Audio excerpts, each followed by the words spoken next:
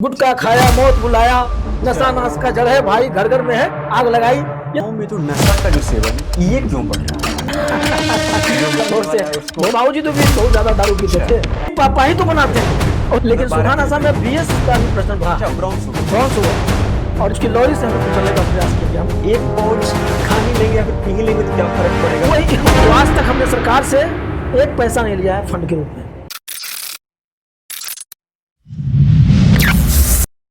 नमस्कार, आप सुन रहे हैं नालंदा गर्मा। आज हमारे साथ हैं गुटखा छोड़ो अभियान के जनक, समाज सेवी और लोगों को नशा मुक्ति की रास्ता दिखाने वाले और इसके साथ साथ नालंदा जिला के sweep icon doctor Ashutosh Kumar Manav sir. तो स्वागत है सर आपका इस चैनल पे, नालंदा गर्मा पे। बहुत बहुत धन्यवाद सर। तो सर सबसे पहले आप ये बताइए, जो आपका जो शुरुआत था वो किस तरीके से आपका बचपन किस तरीके से बीता और समाज सेवा के प्रति आपका रुझान कब से आया सर? 9वीं कक्षा के छात्र थे। यस। और हमारे दादाजी पिताजी बहुत ही सामाजिक सोच के धनी थे, इस वजह से समाज सेवा का विचार तो मुझे विरासत में ही मिला है। और शुरू से ही सारे लोग वैष्णवी रहे हैं, मतलब मांसाहार तो आज तक हम लोग देखे नहीं वहाँ। और नशा मुक्ति की जहाँ तक बात है, जिस क्षेत्र में हमने काम किया तो हमारे परिवार के कोई भी सदस्य नशा का सेवन नहीं करते थे। लेकिन ये सोच जो है सर, गुटखा छोड़ो को जब आपने एक मुहिम छेड़ा, वो ये उद्देश्य कैसे आया आपके मन में कि आप चलो नहीं हम गुटखा को लोगों को प्रेरित करते हैं कि गुटखा सेवन का मत करो, ये विचार कहाँ से? छात्र जीवन से ही पढ़ने के प्रति भी और पढ़ाने के प्रति भी हमारी रुचि रही। अच्छा। अखबार के पन्ने उलटते जाते हैं और ये लोगों की दैनिक दिनचर्या होती है, लेकिन अखबार के कुछ पन्नों ने ही मुझे अंदर से झकझोर दिया था। अच्छा। आज से तकरीबन 2 दशक पूर्व की बात है। अखबार बचपन से ही पढ़ा करते थे तो हम अक्सर देखते थे कि गुटखा सेवन से फलाने को मुंह का कैंसर हो गया, माउथ कैंसर फैल रहा है ना, फलाने वहाँ हॉस्पिटल में भर्ती हो गए बहुत ज़्यादा सेवन करने से। ऐसा तो अपने परिवार में हुआ था? ये हमारे आसपास कर दिया? बिल्कुल, जो हमारे आसपास में हमारे मित्र टाइप के लोग थे, पड़ोसी थे, प्रेरित हुए जो पड़ोसी वो शिकार हुए। वो शिकार होने के बाद उनके परिवार की दुर्दशा हुई और ये मुझे झकझोर दिया। मुझे लगा कि नहीं, इसको बंद होना चाहिए। इससे तब आपने ये मुहिम छेड़ा तो परिवार का समर्थन मिला था क्या? आप लोगों को प्रेरित करिए। देखिए ऐसा है ना कि कोई भी परिवार तो चाहता है कि बाल बच्चा बड़ा होकर के नौकरी पेशा करे, परिवार बसा ले और मतलब अच्छा लाइफ जिए, संघर्ष मत नहीं करे, वो नहीं जाए उसमें स्ट्रगल में। शुरू में कुछ दिक्कतें आई थी। दोस्तों का सपोर्ट मिला था आपको?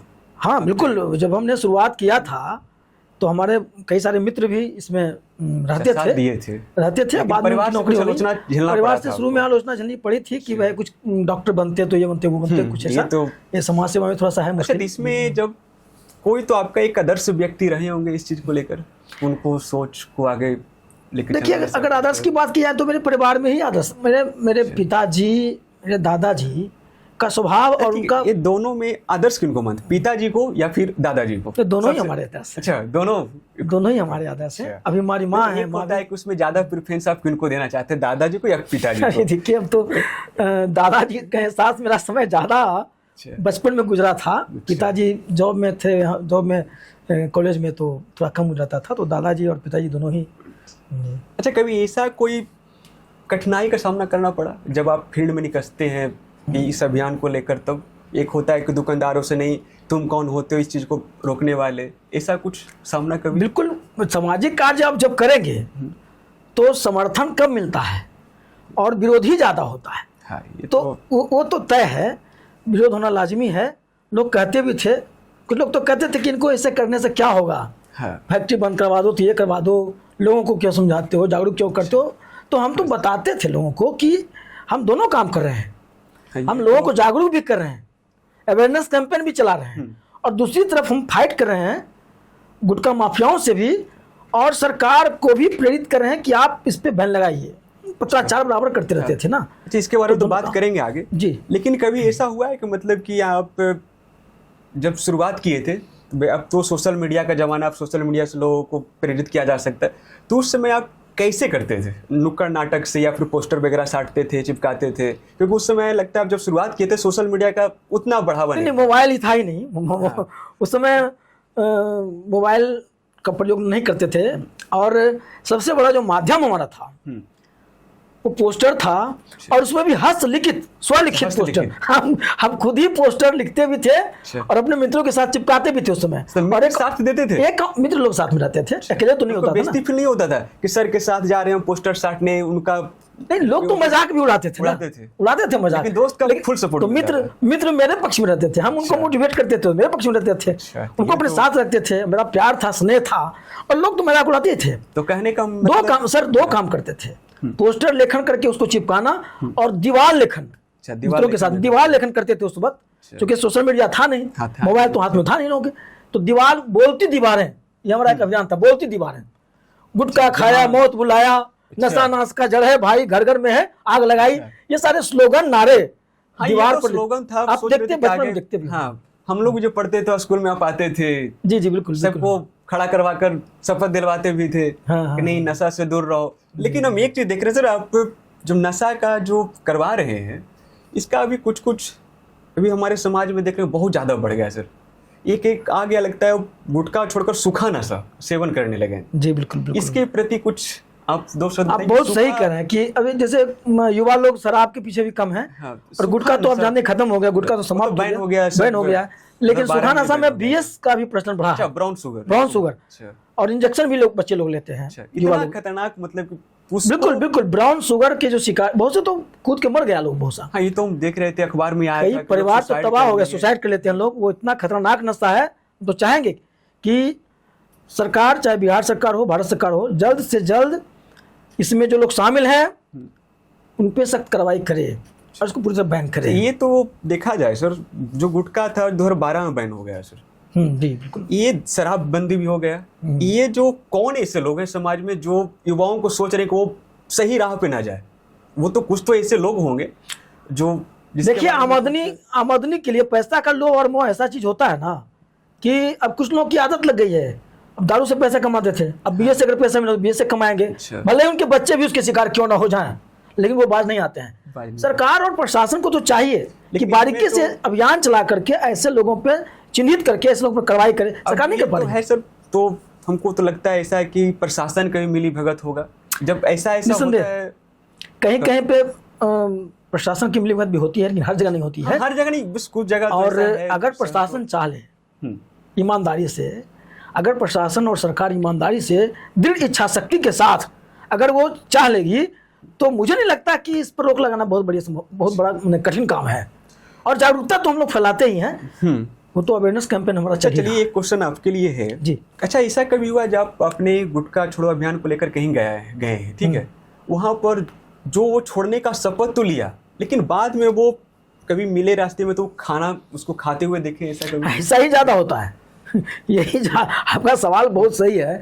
यही ज्यादा होता है कि लोग शपथ ले लेते हैं, लेकिन झूठ मूठ की शपथ ले लेते हैं। अच्छा। लेकिन ये भी सच्चाई है कि अगर 1000 आदमी शपथ लेता है तो उसमें 50, 100, 200 आदमी ऐसा भी होता है, ऐसे नौजवान होते हैं जो अपने संकल्प को आत्मसात करते हुए ताज जिंदगी उसको निभाने का भी काम करते हैं। और ऐसे कई, हमारी सूची में ऐसे कई लोग हैं, अभी भी लिखते हैं लोग, अभी मैसेज भेजते हैं लोग कि सर आपके चलते हम नशीले पदार्थ के चंगुल मीनार से बच गए, चप्पे मीनार से बच गए। तो मुझे बहुत गर्व होता है कि चलो हमने 100 बच्चों को बताया था तो 10 बच्चा ही तो सही, कम से कम सही तो है। ठीक है, इसमें 2 वर्ग के बच्चे हैं सर, एक है नौजवान, एक है किशोर स्कूली अवस्था, 14 से नीचे वाला। हाँ, तो उसको सबसे आसान मोटिवेट करना किसको है?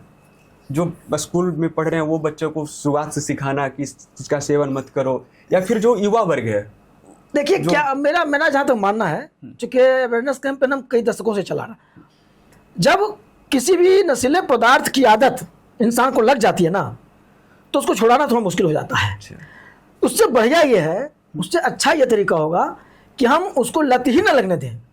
तो किशोरावस्था में अगर हम उनको चिन्हित करके और उसी समय उन तक पहुंचते हैं, उनको जागरूक कर देते हैं, उनको संकल्पित करा देते हैं, तो मुझे लगता है कि नशा मुक्त समाज की स्थापना के लिए बहुत सरल काम हो गई है।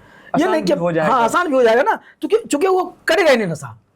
अच्छा, कभी ऐसा हुआ है कि आप कभी गुटखा बेच रहा है, दुकानदार को कभी समझाएं जो बेचने बहुत से वाला है उसको बहुत से ऐसे दुकानदार हैं जो नहीं बेचते भी हैं, नहीं कुछ लेकिन ऐसा समाज दुकानदार में कहते हैं कि सर हम अगर नहीं देंगे तो मेरे पड़ोस वाले से खरीद ही लेगा ना, अच्छा तो सबको बंद करवाइए। ये तो है कि अब कुछ लोग कहते हैं कि सर मेरा काउंसिल अलाउ नहीं करता है कि हम गुटखा बेचें, तो कई ऐसे लोग हैं जो गुटखा वुटखा या कि एक सिगरेट नहीं दूसरे के देखने के चलते वो भी बेच रहा है, हाँ, वो बेच रहा है कि तो कोई ना कोई तो देगा ही, तो चलो हमें क्यों नहीं बेच के लेते कुछ लाभ कमा लें। लेकिन कुछ लोग का काउंसिल अलाउ नहीं करता है, जो अच्छे लोग हैं, बहुत जागरूक लोग हैं, वो नहीं बेचते हैं, बहुत ऐसी दुकानें नहीं बेचते। इसमें एक घटना याद आया सर, जी। गुटखा तो बैन है बिहार में, हाँ। लेकिन कुछ समय पहले एक बिहार का अलीनगर है, हाँ, नालंदा हाँ, डिस्ट्रिक्ट का, हाँ। वहां पर गुटखा देरी से देने के कारण वहां पर गोलीबारी हो गया था गुमटी में सर। देखिए एडिक्शन, लत जिसको बोलते हैं, वो अपने जो नशा है ना, लत है, और व्यक्ति को जब लती बन जाता है ना तो कुछ भी करने के लिए वो आतुर हो जाता है। अच्छा। ठीक उसी तरह से बीएस है, बीएस भी अगर टाइम से ना मिले व्यक्ति को तो उसमें एक अजीब तरह का हरकत वो करता है, और उसको अगर कहा जाए कि किसी हाँ एकदम पागलपना हो जाता है सबान उस पर, तो खुद भी मर सकता है, किसी को मार भी सकता है। तो नशा का मतलब ही एडिक्शन हुआ। तो नशा के चलते तो कई जगह लोग गोली चलाते हैं, गोली तो चला दी कुछ समय, हमारे हिलसा में ही पता चला कि आया था सिगरेट लेने के लिए सर, हाँ, उसके लिए गोलीबारी हो स्मोकिंग के लिए गया। आया, नहीं दिया, गोलीबारी हो गई। तो ये सब नशे के नशा नाश का जड़ है भाई, घर घर में है आग लगाई, अच्छा। और जो हुआ नशे का शिकार उजड़ा उसका घर घर परिवार।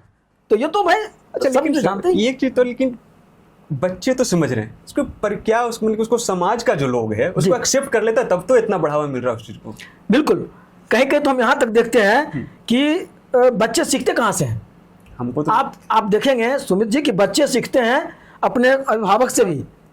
हाँ, हमने कई जगहों पे देखा है। प्राथमिक समाज तो वही है, घर ही है। अरे हम तो बच्चों को जब बताते हैं, समझाते हैं, तो सीधे कहते हैं मेरे बाबूजी तो भी बहुत ज्यादा दारू पीते थे, तो हम भी चेक करते थे उसी में से। ये भी होता है, कि बाप बेटा दोनों कॉम्बिनेशन बन जाता है। चलो पिताजी पी रहे थे हम भी देखते हैं। बाद में जब अति हो जाता है तो उनके पिताजी हमसे संपर्क करते हैं कि मेरा बचपा घबरा गया है सर, थोड़ा देख लेते हैं। और बोले कि आप कैसे नहीं सुधरे। कभी ऐसा कंप्लेन गार्जियन किए हैं कि उसको बाल सुधार गृह भेजना पड़ा हो, मैंने कि ये सब नशा को लेकर? नहीं, ऐसा है ना कि कुछ लोग हिलसा में भी या बाहर में भी जो संपर्क किए हैं, तो हमें मालूम हुआ है कि जो ज्यादा स्थिति खराब हुई है तो नशा मुक्ति केंद्र, बाल सुधार गृह नहीं, नशा मुक्ति केंद्र है पटना में, कुछ निजी भी और सरकारी भी है।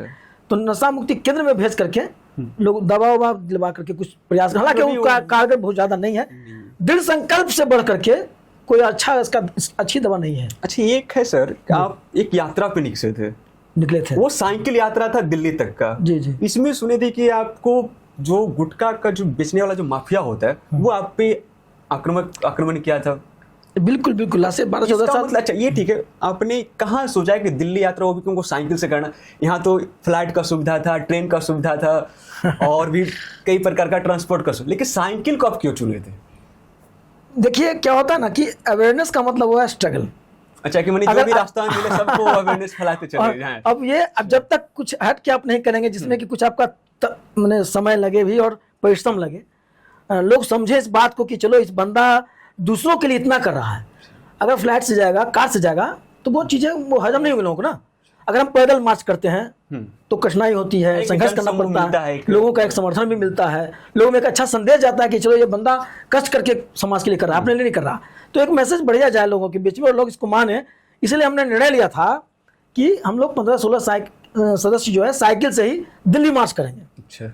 तो हिलसा से पटना होकर के और दिल्ली तक गए, जंतर मंत्र के पास वहां पर, और वहां से फिर स्वास्थ्य मंत्री के यहाँ और प्रधानमंत्री के हम लोग ज्ञापन भी दिए थे। बीच में कानपुर में यह घटना हुई थी जो आपने जिक्र किया।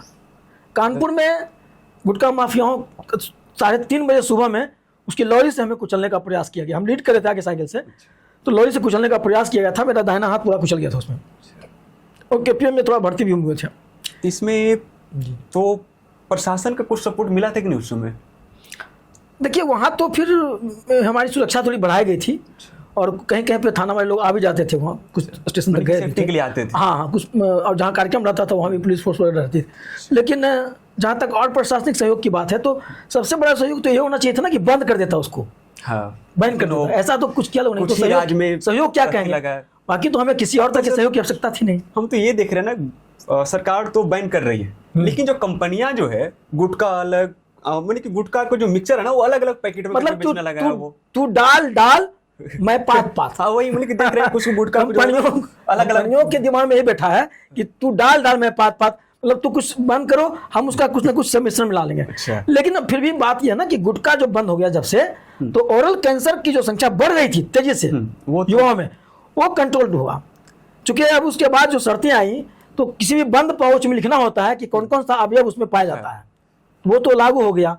तो अब अलग अलग तरीके का कुछ पान मसाला के नाम पर कंपनियां बनाती हैं, गुटखा नहीं बना रही हैं। गुटखा, वो तो लेकिन वो उसका तो मिश्रण harmful नहीं है। अलग-अलग जरूर मिश्रण बनाया अलग करके गया। लोग खाता है, लोग मिलाकर देखते हैं कि उसी टेस्ट के लिए, उसी मतलब एक स्वाद के पाउच लिए। होता है, एक अलग उसमें पाउडर हाँ, मिलाता है, उसको मिक्स करके मिलाता खाता हुआ है लोग। मुंह में लेकर या फील लेता है संतुष्टि कि उनको मैं मिलती किसी- है, लेकिन उतना हार्मफुल नहीं है। फिर भी ये चीज़ तो हानिकारक है, हाँ, हानिकारक तो होगा कोई भी ही सर। चीज़ हानिकारक ही है, सब चीज़ें मसाला वगैरह। ठीक है, इसमें अच्छा कोई ऐसा व्यक्ति मिला आपको जो आपके एकदम समझ का कि गुटखा का सेवन नहीं करेंगे, चलते फिरते आपको वो व्यक्ति दिख गया, फिर से वो फिर से गुटखा चिबा रहा है, ऐसा कभी?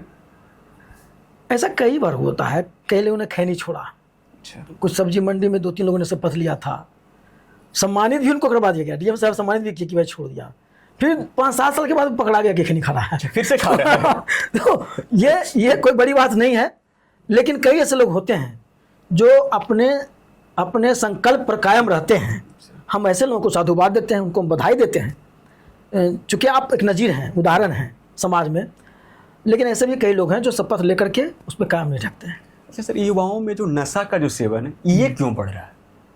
या देखिए- फिर इसका घर का प्रेशर है या फिर देखिए, एक चीज़ है ना, जब से डिजिटल क्रांति हुई है ना, और मोबाइल जब हाथ हाथ में आ गया ना, सब हाथ में मोबाइल, तो डिजिटल दुनिया जब हो गई, मोबाइल हाथ में सबके आ गया, तो कई सारी त्रुटियां तो मोबाइल की वजह से है।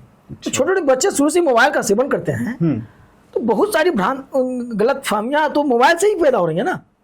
लेकिन कुछ उसमें तो दिक्कत सर क्या है? सोच होता है युवा को, तब जाकर वो नशा शुरू कर देता है, सिगरेट पीना, गुटखा बस खाना, ये फास्ट लाइफ है, बच्चों के बीच में समय नहीं दिया जा रहा है, बच्चों को एकदम मशीन बना दिया गया कि कमाओ पैसा, बस इतना ही। संस्कार नहीं दिया जा रहा है, संस्कार की शिक्षा लुप्त हो गई समाज में ना। पहले तो हमको याद है जब हम लोग पढ़ाई करते थे तो एक नैतिक शिक्षा का अलग से चैप्टर चलता होता था। था, आपको हाँ, शायद बुक भी पता, चलता था। बुक भी चलता था उसका। अब कहाँ गया वो सब? तो बच्चों को केवल आप मशीन बनाना चाह रहे हैं, कमाओ मशीन, तो संस्कार दे नहीं रहे हैं।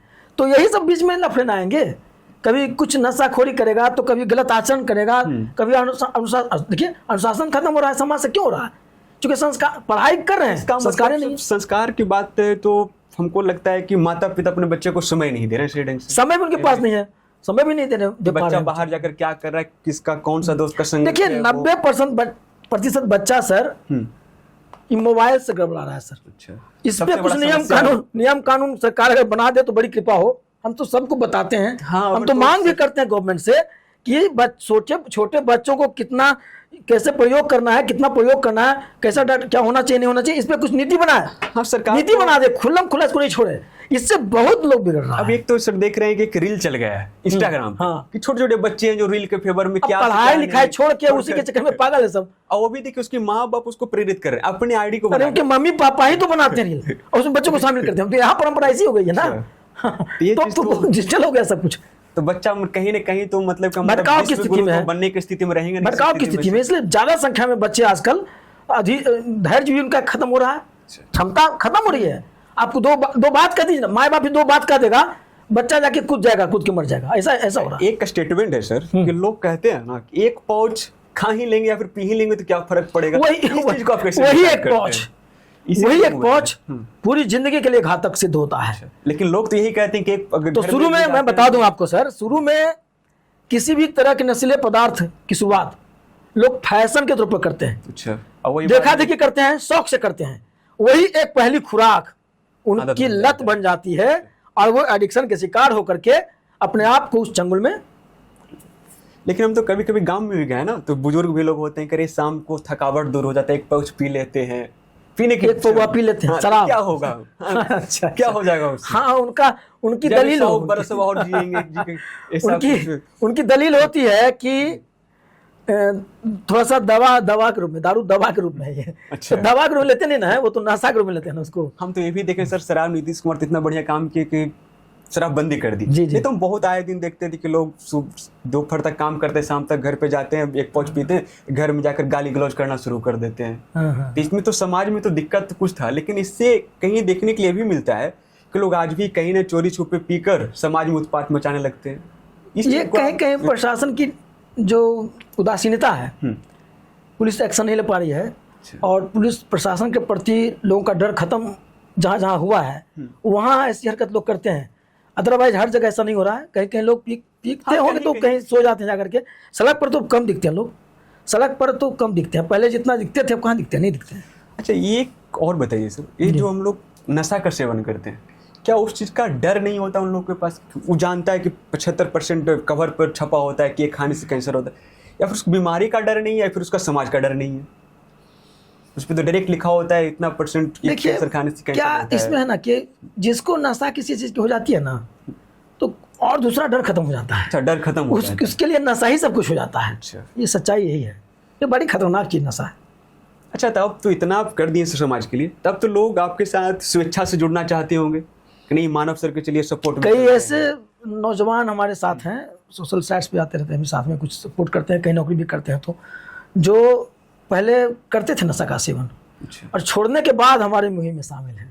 जैन चंद्रवंशी जी वगैरह जो हैं, आप देखते हैं सोशल साइट उनको आता है। अच्छा, ये स्मोकिंग वगैरह करते थे, छोड़ करके और पता नहीं कितने प्रेरणा का स्रोत बने हुए। अच्छा, चलते हैं अब। हाँ, कहीं भी बुलाते हैं, चलते हैं, यात्राओं में जाते हैं। कई ऐसे लोग हैं। खुद मतलब कि आपके पीछे लोग जुड़ गए हो? बिल्कुल बिल्कुल बिल्कुल। बस दिक्कत था, शुरुआत में एक संघर्ष करना पड़ा, लेकिन अब आपके पीछे लोग। किसी भी अच्छी शुरुआत के लिए संघर्ष तो करना पड़ता है। लोगों का ताना भी सुनना पड़ता है, घर वालों का भी, सामने समाज वालों का भी। लेकिन जो व्यक्ति ठान लेता है कि हमको ये चीज़ करना है तो वो रुकता नहीं है, वो करते जाता है। अच्छा, कभी समाज में ऐसा वो नुक्कड़ नाटक? बिल्कुल, नुक्कड़ नाटक भी एक माध्यम हमारा रहता है। खुद हम नाटक लिखते थे। अच्छा। और अपने मित्रों के साथ करवाते थे नुक्कड़ नाटक। नहीं, कहीं ऐसा कभी सार्वजनिक जगह पे किए हो जहाँ पर कुछ ऐसा घटना घटा हो कि कुछ लोग मजाक उड़ा रहा है और कुछ लोग आपके फेवर में? सार्वजनिक जगह पर ऐसा नुक्कड़ नाटक तो पहले सोशल मीडिया उतना नहीं था, तो उस टाइम में हम लोग वही पोस्टर वाला कार्य, दीवार लेखन का काम और प्रतियोगिताओं के माध्यम से। अच्छा। बच्चों के बीच में जो आप याद होगा, देख रहे थे कि पेंटिंग का। हाँ, उस माध्यम से। और उसके बाद नुक्कड़ नाटक की मजबूत माध्यम रहता था, सशक्त माध्यम रहता था नुक्कड़ नाटक। क्योंकि नुक्कड़ नाटक एक ऐसा माध्यम है जिसके माध्यम से समाज की हर तरह की बुराइयों को आप चित्रित कर सकते हैं और समस्या को दिखा करके उसका समाधान भी आप लोगों के बीच में रख सकते हैं, और मनोरंजक तरीके से। अच्छा, ये करे नुक्कड़ नाटक में कि बच्चों को ज्यादा जो देखता है ना, ज्यादा समझ में आता है। बिल्कुल, मनोरंजक तरीके से अगर समाज में कुछ रखिएगा ना तो लोग उसके प्रति आकर्षित होता है। और ऐसे ही भाषण दे के चले जाइएगा तो उसका ज्यादा असर नहीं पड़ता है। अरे, तो कभी ऐसा कुछ घटना बताइए ना सर, जो कभी आप किसी स्कूल में विजिट में गए हो, वहां से किसी बच्चा का मतलब प्रश्न उठाओ कि सर आप शपथ दिला रहे हैं भविष्य में खाना शुरू कर दिए, तो अभी तो नहीं खाएंगे, लेकिन भविष्य में ऐसा कुछ मजाक बच्चा तो कुछ भी बोल सकता है, ऐसा कुछ कभी घटना? बच्चे नटखट स्वभाव के होते हैं और जाहिर सी बात है कि इतने लोगों के बीच में हम गए, हजारों लाखों के बीच में गए हैं, तो बहुत से बच्चे सवाल तो कर ही देते हैं ना। सवाल कर दिए कि सर आप बराबर लाले क्यों पहनते हैं? हाँ, एक बात सबसे पहला मेरा क्वेश्चन ये भूल गए थे सर, आपका जो ड्रेस है, पहले इसी पर चर्चा कर लेते हैं। आपका व्हाइट पैंट और रेड शर्ट, ये कहाँ से मतलब कॉम्बिनेशन अपने बैठा लिया? देखिए, जब क्रांतिकारी विचार मेरे दिमाग में आया और कई तरह की सामाजिक समस्याओं को लेकर के रिवोल्यूशनरी एक्शन में जब हम आए तो, और उस समय संयोग से रेड पहने हुए थे। अच्छा। तो हमको लगा कि हमको ऊर्जा मिल रही है भीतर से, और ऐसे भी लाल जो है ना क्रांति का प्रतीक होता है। तो मुझे कि हम क्रांतिकारी है तो लाल अगर पहनेंगे तो क्रांति का तो ये द्योतक है ही। लेकिन फिर मुझे लगा कि केवल क्रांति करेंगे तो खूनी क्रांति भी हो जाएगी। हाँ, ये भी है। और हम महात्मा गांधी जी को आदर्श मानते हैं, शुरू से पढ़ते थे उसी समय से कि नहीं, अहिंसा परमो धर्म, अहिंसा से बड़ा कोई धर्म नहीं है। तो क्रांति हो लेकिन शांतिपूर्वक हो, पीसफुल हो, तो लाल के साथ उजला जरूरी था। तो ये सफेद शांति और ये लाल क्रांति, और देश के लिए जज्बा चुके था शुरू से ही, तो एक फौज वाली देशभक्ति वाली टोपी पहनी, तो यही हमारा ये ड्रेस ही हो गया। अब ये बदलता नहीं है, अब ये कई एक चीज है सर, ये जो आपका ड्रेस है ना जी, अगर आपको अगर नहीं भी देखा है, सिर्फ जानते कस्तूर सर, मानव सर जो है वो रेड कलर का शर्ट पहनते हैं, व्हाइट पैंट पहनते हैं और एक कैप लगाते हैं आर्मी का। बच्चा इस चीज से पहचान जाते को नहीं, वहां पर देखो मानव सर खड़े हैं।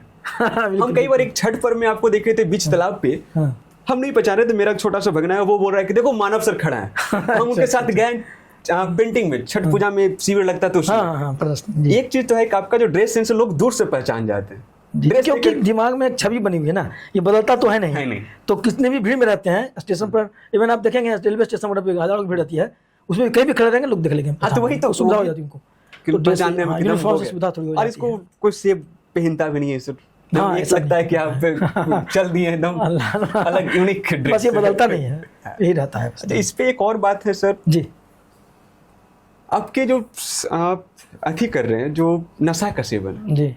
आपके घर में बच्चे हैं? कि आपने अभी तक शादी नहीं किया? जो बताइए। बच्चे हैं ना, बच्चे तो सैकड़ों बच्चे हमारे हैं।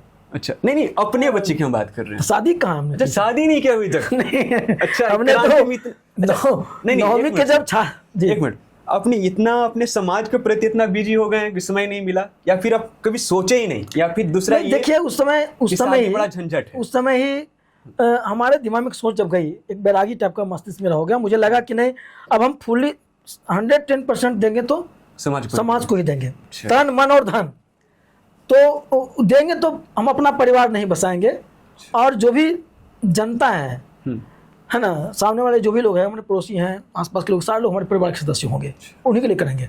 तो ये मन में आ गई, हमने तय कर लिया कि हम आजीवन अविवाहित रह करके समाज की सेवा करेंगे, और आज तक हम उसी व्रत को निभाने का काम सर। घर में तो कभी माँ बाप का तो प्रेशर बना होगा सर कि शादी ब्याह? माता जी तो बहुत सालों तक कभी कभी मुंह बोलना चाला भी बंद कर देती है इसी मुद्दे पे, कम से इतना फायर रहती है। माता पिता को तो बात मानना चाहिए। माता पिता तो चाहते ही है ना कि भाई, और मतलब कौन नहीं चाहेगा गार्जियन कि भाई बेटा नौकरी चाकरी करे, घर बसाए, बाल बच्चे उसके हों, अपना कुछ हो, उसका सब चाहता है। लेकिन हमारी एक सोच जो बन गई, अब उसको मुझे लगता है कि हम इसी के लिए बने थे, और वो जो संकल्प हमने लिया है, उतना जिंदगी कुछ भी हम कमिटमेंट करते हैं, कोई भी संकल्प लेते हैं तो उसको हम जिंदगी भर निभाते हैं। अविवाहित रहने का मेरा संकल्प है, और लोगों के लिए जीने और मरने का संकल्प है, तो उसको हम बदल नहीं सकते। ठीक है, जब आप ये निर्णय लिए घर में, तो बताए हो कि हम शादी विवाह से दूर रहना चाहते हैं, तो मम्मी पापा या फिर परिवार जो बहुत में उबाल आया होगा सर अंदर से इस चीज को लेकर? डायरेक्ट तो नहीं बताया, कभी कभी देखने वाला आता था तो भाग जाते थे। अच्छा, के लोग आते थे प्रपोजल लेकर। अब ये करते करते करते बाद में हमको करना पड़ा कि बेकार फालतू के काम हम करेंगे नहीं। प्रपोजल आता था लेकिन वहाँ साफ कमी कहाँ? तो हम फिर कहे कि नहीं, हमने कहा, लोग समझ गए। बाद में जा करके मम्मी तो अभी भी परेशान करके उठाती हैं, नहीं शादी किए तो।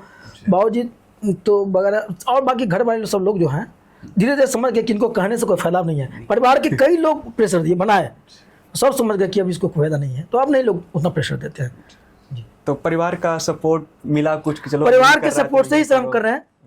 हम आपको बता दें कि मैं तन मन धन से, जहाँ तक बताया कि समाज की सेवा में समर्पित हूँ, तो आज तक हमने सरकार से एक पैसा नहीं लिया है फंड के रूप में या किसी और से।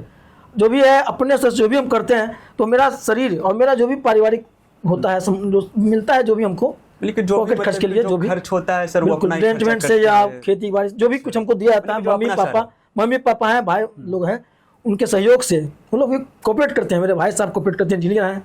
बाबूजी एससी कॉलेज से रिटायर किए हैं। माता जी हमारी गृहिणी हैं।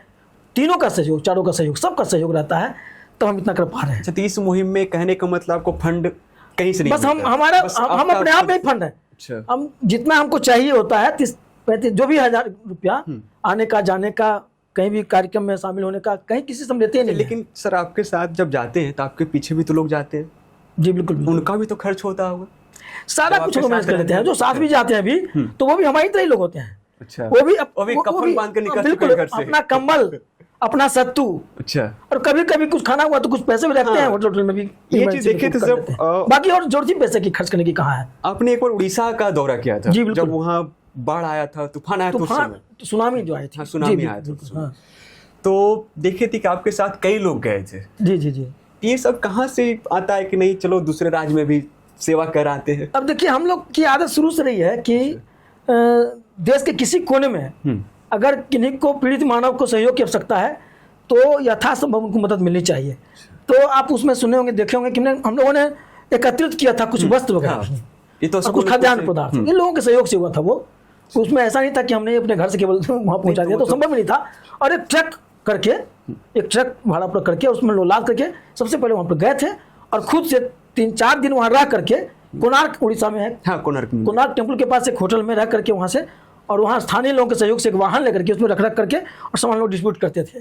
तो ऐसा हम लोग देश के कम से कम दर्जनों स्टेट में, एक दो जगह नहीं, कि चेन्नई गए, गुजरात गए, जो भूकंप में आया था, गुजरात गए, उत्तराखंड गए कई बार, तो बहुत जगह, बहुत स्टेट में गए झाड़ के समाज की सेवा की। इस बार तो उत्तराखंड में ऐसा बादल फटा है कि पूरा गांव ही बह गया सर। जी हाँ, बिल्कुल, अब तक प्राकृतिक। ठीक है सर, इससे आगे चलते हैं थोड़ा सा। जो आपका जो आपने जो मुहिम छेड़ा है, ठीक, इसको आप कहाँ तक ले जाना चाहते हैं? एक राष्ट्रीय लेवल पर एक पहचान दिलवा सकते हैं आप? राष्ट्रीय स्तर पर तो गुटखा छोड़ो आंदोलन की शुरुआत की 20 साल पहले, गुटखा बैन हो गया। राष्ट्रीय स्तर पर कई बार हम कार्यक्रम किए, धरना, प्रदर्शन, अनशन, जनता पर, तो दिल्ली में जाकर के। तो ये कार्यक्रम तो ऑलरेडी मेरा राष्ट्रीय ही रहा, गुटखा छोड़ो। गुटखा तो ठीक है, बहुत सा स्टेट तो बंद कर, ये जो नशा का सेवन आ गया, अब नशा मुक्ति की जहां तक बात है, ढेर सारा सूखा नशा वगैरह है, तो उसके लिए भी हमारा प्रयास जारी है जन जागरूकता का, और हम पत्राचार भी कर रहे हैं, सरकार से भी निवेदन कर रहे हैं इस पर आप कार्रवाई करिए, ताकि हमारे देश के बच्चों का भविष्य सुरक्षित रह सके। अच्छा, 30 चीज में कभी नहीं सोचें कि एक एनजीओ बनाया जाए या फिर हाँ, यही तो मैं यही पे बनाना चाहूँगा। एनजीओ एक तरह से ठेकेदारी टाइप सिस्टम होता है उसमें। अच्छा, वो एनजीओ बहुत लोग बनाते हैं और उसमें फंडिंग कुछ सहयोग मिलता है, सरकारी, गैर सरकारी, और वो विदेशी फंड भी आता है उसमें। बचपन से ही मेरे दिमाग में था कि एनजीओ बनाएंगे, बाहर से फंड आएगा, ये हमको कुछ हजम नहीं हुआ, लेकिन ऐसे फंड मंगवा के काम करना। लेकिन एक तो हो सकता है ना सर, जो आपका जो गति है अभी का, अगर एनजीओ रहता उसमें फंड आता तो वो कम और तीव्र गति से हो सकता था, वो और भट्ठा बैठ जाता। अच्छा, बढ़ जाता। जो काम सामाजिक होता है ना, सामाजिक आंदोलन के लिए कहीं से बहुत बड़ी फंडिंग की जरूरत तो नहीं होती है, तो ये तो वो वास्तु निर्माण का काम है, सड़क बनाना है, स्कूल बनाना है, शिक्षा के लिए लोगों को कुछ बांटना उठना है, जिसमें पैसा खर्च होता है, उसके लिए, मूवमेंट के लिए, आंदोलन के लिए, अभियान के लिए कहीं से किसी को फंड लाने की क्या जरूरत है? वो जितने लोग अभियान में हैं वही लोग चाहेंगे उस अभियान को सुचारू रूप से चला सकते हैं। तो उसमें हमारा मानना है कि वैसा कोई फंडिंग वो आने से और बल्कि व्यभिचार फैलेगा, भ्रष्टाचार फैलेगा। फिर कमीशन दीजिए लाने के लिए, फंड को लाने के लिए भी कुछ करना पड़ता है। अब आने के बाद पता नहीं उसका क्या बटाधार होगा, ये कौन जानता है, लाखों करोड़ रुपए का। तो ऐसा कभी प्रपोजल आया आपके पास किसी एनजीओ से? कई लोगों ने प्रयास किया कि सामाजिक कार्यकर्ता हैं, एनजीओ से जोड़ लेते हैं इनको, इसमें कुछ अच्छा काम करेंगे, कुछ सैलरी बांध करके, 1 लाख रुपया 2 लाख रुपया दे करके, मानवाधिकार से संबंधित या और भी कई संस्थाएं जो है बच्चों से चाइल्ड। लेकिन हमारे दिमाग में शुरू से ही था, हम किसी प्रकार की नौकरी चाकरी नहीं करेंगे, स्वतंत्र विचार के हैं, स्वतंत्रता पूर्वक अपने स्तर से ही, सामाजिक स्तर से ही, बिना किसी के सहयोग के हम मूवमेंट चलाएंगे, आंदोलन चलाएंगे, गरीब गुरबा जहाँ जिसकी जरूरत पड़ेगी, जरूरतमंद की सेवा करेंगे और लोगों को प्रेरित करेंगे। सबसे बड़ी बात है कि लोगों को प्रेरित करेंगे कि आप भी उनकी सेवा करें। इसीलिए तो सर, इसी कारण तो आपको डॉक्टर आशुतोष कुमार मानव बोला जाता है। यूनिवर्सिटी ने, तो लगता है सबसे पीछे यही है कि सामाजिक पहचान। बिल्कुल जो सामाजिक योगदान मेरा रहा, और 9वीं क्लास से जोड़ सकते हैं कि 30-32 साल का पुराना मेरा ये कार्यकाल रहा है और लगातार काम करते रहे हैं। तो मैं इनसे प्रेरित होकर के ही शायद डॉक्टरेट की मानद उपाधि यूनिवर्सिटी ने दी है। लेकिन यही पहचान लगता है एनजीओ से मिल जाता है तो आपका पहचान भी सर विलुप्त हो जाता, कहीं तो हमको ऐसा लगता है। बाद में ही आ जाते, निश्चित आ जाते, और हम जितने स्वतंत्रता से काम कर रहे हैं ना, नहीं कर पाते। फिर सब लोगों का दस्तखत करवाइए, प्रशासन में जुड़िए, उस तंत्र के पास जाइए, और हमको आदत नहीं है किसी के पीछे जाने। और बताइए सर, ये नालंदा का थोड़ा सा टॉपिक लेते हैं, नालंदा का स्वीप आइकन, ये आपको कैसे नियुक्त कर दिया गया समाज में? देखिए, एक सामाजिक कार्यकर्ता के नाते अब कई लोग से तो पहचान बन जाती है। पहचान तो आपका सर कोई है लोग नहीं। जानकारी लोगों को जो मिलती है तो लोग बहुत से अपेक्षा करते हैं। मुझे लगता है कि जो जिलाधिकारी होंगे उस समय त्यागराजन नालंदा में, तो उनको लगा होगा, और भी लोग सजेस्ट किए होंगे, कई लोगों का उसमें नाम भारत निर्वाचन आयोग में गया होगा, लेकिन उन लोग को नहीं रख करके और चुनाव आयोग ने हमें जो है चुन लिया, किया वहाँ से। जी, चुना। काम भी तो ऐसा किए, दिल्ली तक तो पैदल मार्च भी किए, 8-9 साल हो गया, नाम भी है। और निर्वाचन आयोग का ब्रांड एम्बेसडर और आइकन किसी भी ऐसे ही व्यक्ति को बनाया जा सकता है ना, जो ऑलरेडी नॉन पॉलिटिकल हो। तो आपको बताया ही हम कि समाज सेवा केवल करने का व्रत था, राजनीति जो है, पॉलिटिक्स में जाने का तो हमने कभी सोचा ही नहीं। कभी सोचेंगे सर? नहीं, बिल्कुल नहीं। हम हमारा जैसे हमने सोचा कि अब जो मुहिम छेड़े हैं सर, राजनीतिक दल में जाने के बाद तो और अच्छी तरीके से उसको कर सकते हैं। देखिए, आपके सुनने वाले बहुत होंगे, आपके नीचे भी होंगे। 2 चीजें हैं, राजनीति में जाने वालों की भीड़ लगी है, रोज पॉलिटिशियन पैदा ले रहा है। हम ये नहीं, सामाजिक कार्यकर्ता समाज सेवा करने के लिए कहाँ लोग आना, आपके जैसा जाएगा सर तो ज्यादा अफेक्टेड रहेगा। तो सब काम हम ही तो नहीं कर सकते ना, लेकिन उस रहते भर में अगर राजनीति में रहते के साथ साथ ऐसी कोई बात नहीं है, ऐसी कोई बात नहीं है, अपनी रुचि की बात है। अच्छा, पॉलिटिक्स में मेरी रुचि नहीं है अच्छा, और निस्वार्थ समाज सेवा में मेरी रुचि बचपन से है। बिना स्वार्थ के सेवा करने की रुचि मेरी है, तो राजनीति में तो जाएंगे नहीं। क्लियर। एक संदेश देना चाहेंगे आज के युवा और समाज को, कुछ ऐसा? समाज के युवाओं को हम यही संदेश देना चाहेंगे कि मानव जीवन बहुत ही मुश्किल से मिला है। 84 लाख योनियों में ये जो लाइफ है मानव योनि का, इसका आप कुछ ना कुछ सही इस्तेमाल करें, जनहित में परहित में इसको लगाएं। ये आपकी ज़िंदगी आपके खुद के लिए केवल नहीं है, आप जिए तो देश के लिए, समाज के लिए, औरों के लिए, और अगर मरें तो वो भी देश के लिए, समाज के लिए और औरों के लिए। अगर ऐसा आप करते हैं, अगर हम लोग सभी ऐसा करते हैं तो हम लोग समझेंगे कि वास्तव में एक मानव में जन्म लेने का, मानव योनि में जन्म लेने का हम लोगों ने दायित्व पूरा किया है। और इसीलिए कुछ कहना चाहेंगे जो गुटखा का सेवन कर रहे हैं उसके लिए 2 लाइन सर? गुटखा जो खाएगा गाल गलाएगा और रोएगा सारा परिवार, और सुन गुटखे के आशिक। अगर आशिक बनना है तो देश का आशिक बनिए ना। अच्छा, अब गुटखा के पीछे पागल हैं। अब गुटखा जब खाइएगा तो गाल गलाइएगा, और जब गाल गलेगा तो रोग होगा, तो पिताजी आपके जा करके, आपके गार्जियन लोग जाके लाखों रुपया फिर बर्बाद करेंगे, फिर आपका घर बर्बाद हो जाएगा, परिवार बर्बाद हो जाएगा। तो गुटखा तो नाश, मैंने तो कहा ना, नाश, नशा नाश का जड़ है भाई, घर घर में है, आग लगाई। हमारे पास कुछ ऐसा क्वेश्चन है सर, बगैर सोचे समझे आपको जवाब देना है सर, ठीक है? जी जी जी। बस क्वेश्चन डायरेक्ट आंसर देना है। आपका पसंदीदा खाना क्या है? लिट्टी चोखा छोड़कर, बिहार में लिट्टी चोखा इस चीज को छोड़कर कुछ चावल रोटी। अच्छा, एकदम सादा खाना, सिंपल। बिल्कुल बिल्कुल। अच्छा, कभी कभी वेज बिरयानी मिल जाए तो? अरे बिरयानी कुछ नहीं, चाहे वेज हो चाहे नॉन वेज, तो हम लोग को बनाए नहीं है, शुरुआती नॉनवेज परिवार ही नहीं, लेकिन वो बिरयानी फिर वो सब ज्यादा फालतू चीजें हैं, सादा। सबसे पसंदीदा जगह घूमने का? राजगीर अच्छा लगता है। अच्छा, बिहार को छोड़कर, पहले बिहार को छोड़कर बताइए। बिहार को छोड़ करके कहीं बाहर अलग का एंट्री हो गया, ऐसा कुछ तो नहीं पता चलता है कहाँ। बस राजगीर, बिहार का राजगीर। अच्छा, बिहार में राजगीर बढ़िया, बहुत बढ़िया। हाँ, वो तो प्लेस, टूरिस्ट प्लेस बेहतरीन बनी। बस वहाँ जाने के बाद अच्छा घूमने का ऐसा मन किया है कि चलो इंडिया से बाहर चलते हैं, ऐसा कुछ? ऐसा तो मन नहीं करता। नहीं, यानी कि समाज में एकदम, मैं घूमने का कुछ समाज ही मेरा है, घूमने का कुछ शौक नहीं। अच्छा, आपका सबसे ज्यादा नफरत जो है झूठ बोलने वाले से या फिर जो गुटखा का सेवन करता है उससे? दोनों से नफरत है। दोनों से? गुटखा का जो सेवन करते हैं सबसे ज्यादा किससे? झूठ बोलने वाला से कि गुटखा खाने? देखिए, गुटखा खाने से नफरत नहीं है। अच्छा, झूठ बोलने से बहुत नफरत है। गुटखा खाने वाले से नफरत क्या रहेगा? उसकी बुराई से नफरत है ना। वो बेचारा गुटखा खाता है, वो शिकार हो गया, तो उससे नफरत क्या करे? अच्छा, दूसरा ये है कि अगर मान लीजिए गुटखा कोई इंसान होता है सर, तो उसको आप क्या मशवरा देते? और मान लीजिए गुटखा कोई आम इंसान होता है, उसको क्या बोलते कि जिंदगी से दूर चले जाओ या फिर उसका जिंदगी बर्बाद करो, क्या हमारा देश छोड़ के चले जाओ, ऐसा कुछ? गुटखा कोई इंसान होता तो कहते कि तुम आ क्यों गया, तुम्हारी क्या जरूरत थी यहाँ पे? अच्छा, फालतू में तुम क्यों आ गए यहाँ पे? अच्छा, सबसे जब अभियान चला रहे थे उस समय कोई ऐसा पल जो आपको एकदम प्रेरणा से भरता हो, गर्व का पल हो वो आपके लिए? ऐसा तो कई बार हुआ है सर। डॉक्टरेट की उपाधि के लिए जब वहाँ लाया गया था, और उस टाइम जब विभिन्न प्रदेश के लोगों ने प्रेरित किया, या विभिन्न लोगों ने जो बधाई दी वहाँ पर दी थी, तो वो लगा कि मुझे कि नहीं, कुछ सोशल वर्क हमने किया, तो सारे लोग इन चीज़ों को समझते हैं, बाहर के लोग भी समझते हैं। इसके प्रति अगला कुछ बड़ा सपना करने का हो आपका इस मुहिम को लेकर? अपना तो यही है कि पूरा हमारा जो मानव समाज है वो नशा मुक्त हो, और लोग ईमानदारी को, इन सारी चीज़ों को अपना हथियार बनाएं और समाज को एक नई दिशा दें। आपका सोशल मीडिया का जमाना है, क्या आपको सेल्फी लेना पसंद है? हाँ, पसंद तो है। पसंद है। अच्छा, तो सोशल मीडिया में सबसे ज़्यादा समय किस चीज़ पर व्यतीत करते हैं? थोड़ा समय देते हैं, फेसबुक पर भी देते हैं, इंस्टा पर भी कुछ दे देते हैं, फिर व्हाट्सएप पर भी कुछ दे देते हैं। आज तो बहुत सारा काम तो व्हाट्सएप से ही होता है। हाँ, कहीं कुछ लिख के भी देते हैं तो व्हाट्सएप पे ही टाइप करके देते हैं। अच्छा, देख है कि आप दिन भर में कितने बार गुटखा छोड़ो का बोलते होंगे? गुटखा छोड़ो दिन भर में कम से कम कितनी बार? कभी कभी तो एक बार भी नहीं।